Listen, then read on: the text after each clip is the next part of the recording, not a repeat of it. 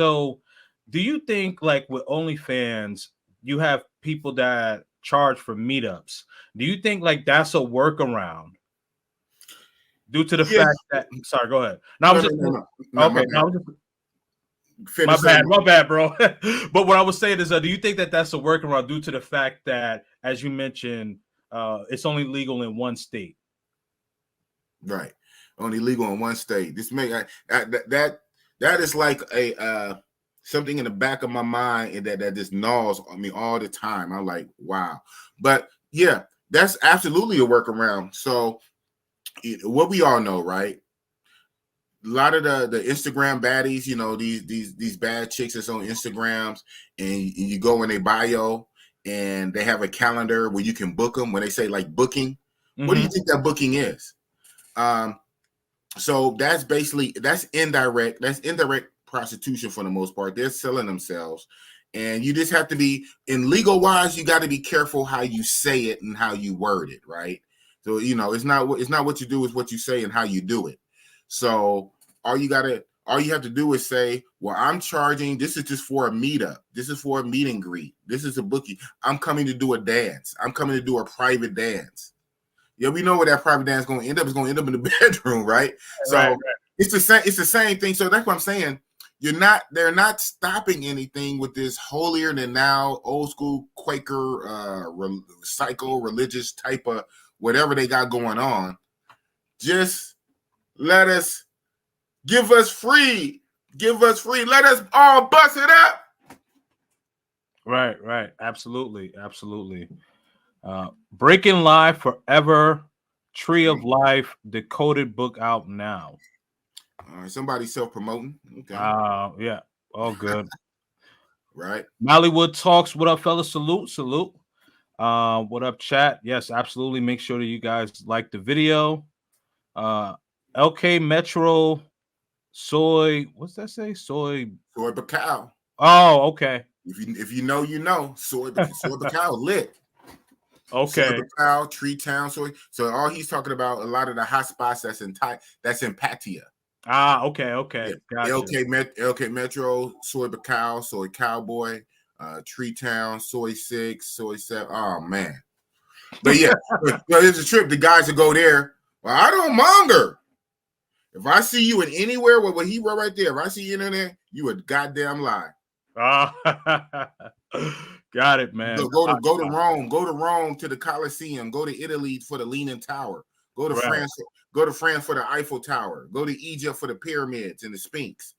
Don't let me catch you on LK Metro and Soy Bacau talking about you know monger. But I know this is one of your questions, but a lot of guys don't want to be associated with it. But I don't want to jump in front of the train. No, I feel you. So I'm just gonna read this next comment and then I'm gonna go back to my questions here. Kings and Dreams. Someone had mentioned. Yeah, that's true. That happened last year.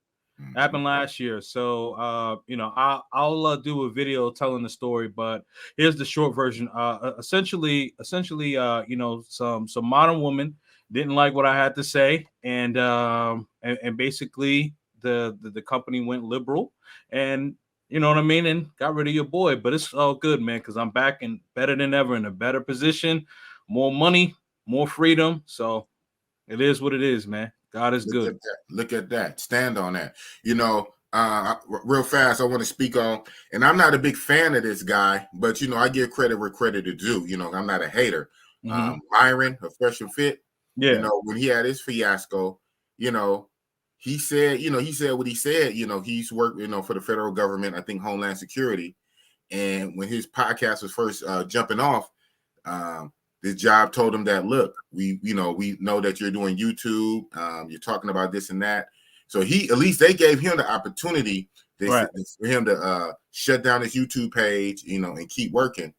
And he said at the time it was a six-figure job. I don't know high or low, but it was a six-figure job that he loved, that he liked, but he chose YouTube over that six-figure job. And now, you know, he's sitting well over 1 million subscribers. So even though I don't personally care for him, you know what I'm saying? That's something when you stand on principle. And like you, in that situation, because we talked about it on my channel when it happened last year. We talked about it on my channel. Yeah. You stood on principle, and look at you. You got even a better job, a better position, and you still doing YouTube, and now your channel bigger than mine. So that's what it is, man. Shout out to you. Sometimes you just got to stand on principle, man. If you right, you right. Now, if you wrong, you wrong, right? And I do agree, some people be in the wrong and they just be stuck on stupid.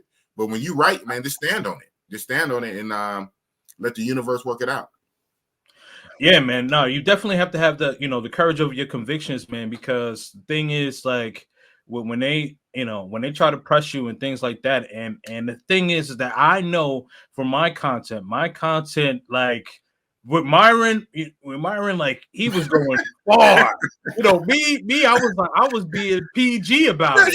Exactly. We talked about that. PG about it. Yeah, like, he was going far, kicking women out and calling women all type of, you know what I mean? I wasn't doing none of that, but it was just like, so apparently I hurt their feelings. So whatever, man. But I digress. I don't want to go down that rabbit hole, because we want to continue the conversation.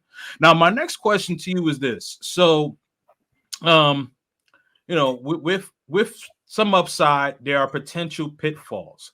So what would you say are Big Boss's top 3 potential watchouts for Mongerverse? Okay. Top 3. Well, if you're going to get into this life, it's not without risk. Everything comes with a risk reward, and you have to basically figure out that for yourself. The main things that I watch out for, my red flags, would be basically when you are dealing with the women and you get them back to your room or your hotel or whatnot, that once they're in the room, they try to switch up prices on you. So whatever you negotiated at the street or at the club, at the bar, wherever you came across this woman, whatever you negotiate for her to go back with you, a lot of times what they do, and they do this on purpose, right? So opportunists, but on purpose, they will quote you a lower price than they really want, just to be like a Trojan horse and a wolf in sheep clothing, just get their foot in the door. Now, once they're inside your space, because again, you're on vacation. So whether you're at a hotel or Airbnb, it's not your personal house. It's not even your freaking country. You're somewhere else. You're in her country. She's the citizen. You're the visitor. So when the police and authorities show up, whose side are they normally going to take? So one of the things, a big red flag I watch out for is when you're dealing with a lot of these women like that, whatever you negotiate, get it in text message and screenshot it. So therefore, you can show her to her face, and if any other authorities got to get involved, no, it starts with the hotel staff, the front desk, then the security, and sometimes maybe even the police. You have that to say, look, we negotiated XYZ for 1, 2, 3. This is what we negotiated. She's up in her. That happened to me in Brazil, blah, blah, blah. Okay, whatever. So that. Another thing to watch out for, too, is when you have the chica or the female into your room, into your space, they can, potentially rob you or whatnot, take your belongings. So what we always say, especially if your place have a safe, and hopefully it should, we call it chica proof. Chica proof your room. Chica proof is just meaning lock everything that's not nailed down, lock it up in the safe, so there's nothing for her to really take and run off with, right? And then another thing would be is basically a third would probably be just to watch your surroundings when you're out and about.